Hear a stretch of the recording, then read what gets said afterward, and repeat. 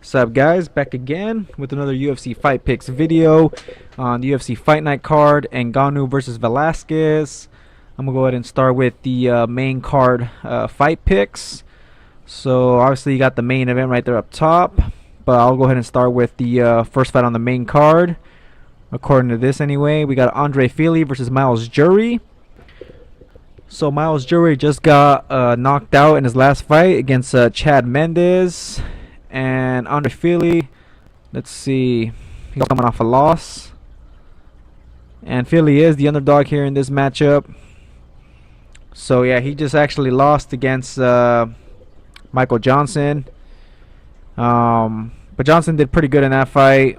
Fili, he did pretty good in that fight. Wasn't like he just got starched by Johnson. Before that, he beat Bermudez, and then he beat Lobov. Who else? And he lost against Qatar. So it seems like this guy's losing against pretty much better strikers, than himself. And Myles Jury, to me, he seems like kind of like a well-rounded guy. I don't think he's like an elite striker or anything like that either. So I'm gonna go ahead and take Fili in this matchup, guys. I'm gonna give him a shot. I think if the fight stays on the feet, I think Fili, should do just a little bit more than Myles Jury on the feet. So I'm gonna go ahead and take Fili here in this matchup. We might even be able to see a finish here since Jury just got knocked out by Mendes. I'm not saying Jury has a bum chin or anything like that, but it did just get softened up by Mendes. So I think Fili with the striking could expose that. Fili has some good knees, some good kicks. So yeah, I'll take Fili here to get maybe a third round knockout, or maybe just by decision. I'll just say third round KO. All right, guys, moving on to the next fight. So we got Luque versus Barberena. Yeah, there's just like no way I'm gonna pick against Vicente Luque here in this matchup. Barberena is kind of like one of those guys, who's like an underdog, and then he comes out with a win sometimes. But against Vicente Luque, yeah, I don't really see it happening here, guys. Luque's extremely well-rounded, very underrated here in the welterweight division. He has good knockout power, has a good submission game. He's a finisher. He only has one win by decision. All the other wins are by finish. So, Luque's just a beast. Like I said, he gets knockouts and he gets submission wins. Barberena, he's just like, he's just a guy. He's durable. He's tough. Decent power in his hands, but he doesn't really like excel at one thing. Whereas Luque, he's just pretty much good everywhere, and he's also pretty good anywhere. He's not just good. He's pretty good. So yeah, I'm gonna take Vicente Luque here, guys. I think he also gets a finish. Barberena's very durable, but I think Luque's capable of getting the finish here. I think Luque beats him on the ground. I think he beats him on the feet. So I'll take Luque. I'm gonna say a second round finish. I'll say by knockout. All right, guys, moving up to the next fight here.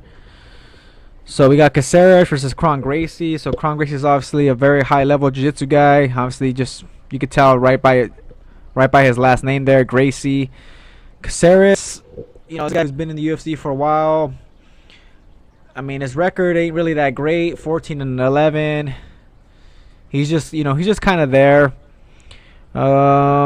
He is coming off a win against Bravo, won by decision. Before that, he loses against Guan. Before that, he beats Rolando Dai. Then he gets tapped out by Jason Knight. So that's kind of suspect because he's gonna fight a very high-level jiu-jitsu guy. And I think I've seen that Caceres, when he gets finished, he's losing a lot by submission. So obviously they kind of gave Kron Gracie here a very good matchup, and Caceres, a guy that likes to give up his back, and a guy that's capable of getting submitted here early in the fight. So yeah, I really like Kron Gracie here in this matchup. I'm not too sure how great his stand-up is, but I'm pretty sure it's serviceable enough, especially because he trains with the Diaz brothers.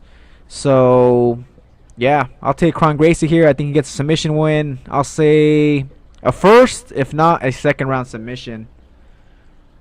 All right, guys, moving on to the female fight here. We got Courtney Casey versus Calvillo. Yeah, Courtney Casey is just one of those girls, you know, kind of like a Barberina, just tough, durable, throws a lot of strikes. And Calvillo here only has one loss to a Carla Esparza. She's coming off a submission win. Yeah, pretty much Calvillo, you know, she likes to take you down, and she likes to, you know, get that submission win. Courtney Casey, I think she has some bad takedown defense. Let's go ahead and just take a look here at the actual stats. But yeah, her takedown defense I don't think is that great. Takedown defense is 24%. That's actually pretty bad. Yeah, so her takedown defense sucks. She's gonna be able to give up takedowns here to Calvillo.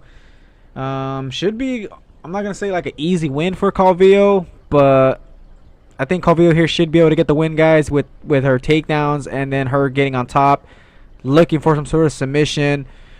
But Courtney Casey is a big girl, and I think she has some power also in her hands, and she is a finisher. So I'm not gonna count out Courtney Casey here, but you know, my official pick here is gonna be Calvillo. So I'm gonna take Calvillo here, guys, in this matchup. I think she also gets a submission win here.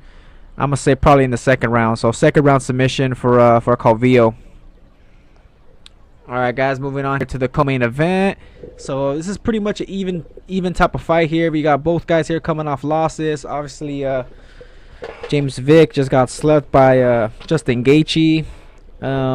Yeah, I'm pretty sure I was picking Vick there in that matchup, and yeah, I didn't really think he was gonna be able to get knocked out, especially that fast. So yeah, that was you know, pretty shocking there. Paul Felder just lost to I think it was Mike Perry. You know, that was at welterweight though. Now he's obviously back at his weight class. So you got two guys coming off losses, like I said. You know, someone's got to get a win. Vick here, I think, has more potential than Paul Felder. He's also very long and rangy. Very good boxing. He is kind of hittable though. Felder has a lot of knockout wins, but I don't think Felder has that, like, you know, that straight one punch type of power.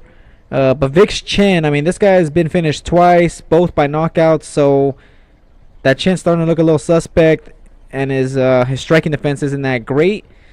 So, like I said, it's kind of like an even fight. But you know what? More than likely, I think James Vick here, guys, is going to be able to just kind of outpoint Felder on the feet. I think he'll be able to keep it on the feet, just kind of box him up from the outside, use that range. And yeah, just kind of win like that. I think Felder's going to obviously try to look for that knockout. He's going to try to, you know, back up Vick just like Gaethje did, and he's going to try to land that shot to try to put out James Vick. But I don't think Felder has that knockout power, like I said, like a Gaethje does. So yeah, I'm going to go ahead and take Vick here, guys, and I got him winning by decision. All right, guys, moving on here now to the main event. We got Cain Velasquez finally making a return here. You know, this guy hasn't fought since what, UFC 200, where he smashed Travis Brown.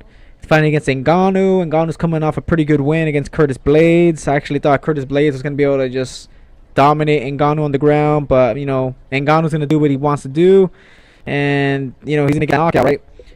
Pretty much this is how this guy wins. He's either going to catch you early, or you're actually going to take him down and beat him up like Stipe, or you could be like Derek Lewis and just somehow win the fight by just kind of outpointing him somehow, not really doing anything. But yeah, anyways, that fight sucked. But anyways, here, guys, Velasquez has a pretty good chin. He's pretty durable, and he has a crazy pace. And he has way better wrestling, obviously, than Ngannou. He's just pretty much better everywhere than Ngannou, besides just having that crazy knockout power. So yeah, guys, it's really hard to pick against Velasquez here, even coming off that long layoff. Velasquez here, you know, he's not like Curtis Blades. He's a lot quicker than Curtis Blades, and you know, he's a lot better than Curtis Blades on the feet also. So yeah, I think Velasquez here is gonna be able to use that striking to get the takedown, And then obviously once it goes to the ground, Velasquez is just gonna be able to do what he does. He's just gonna just maul you on the ground and pound for days. And yeah, I think he's gonna get the finish here against Ngannou. Ngannou seems very tough though. He seems very durable, so we could even see this going to maybe like into the 4th round. But I think with Velasquez, it's just relentless pace, and you know, coming off that really long layoff, I think Velasquez is gonna be able to kind of get that kind of like an early finish here. I'm gonna say 2nd or 3rd round knockout. But let's just go ahead and stick with a 3rd round knockout here, guys. I think Velasquez, like I said, just gonna get that takedown, get to work. He's gonna strike with him, get the takedown, and just kind of beat him up on the ground, wear him out. And obviously Ngannou's just gonna be godly in that 1st round, right? He's gonna have all that knockout power. He's obviously gonna be looking for that shot. And I mean, it's not like Ngannou doesn't have a chance. Obviously, with that power, he always has a chance. But yeah, I think Velasquez here gets it done. So yeah, Velasquez 3rd round knockout. All right, guys. So that's gonna be it there for my main card fight picks. Yeah, subscribe for more UFC fight picks. Subscribe for more videos. Enjoy the fights, guys, and I'll catch you guys on the next video.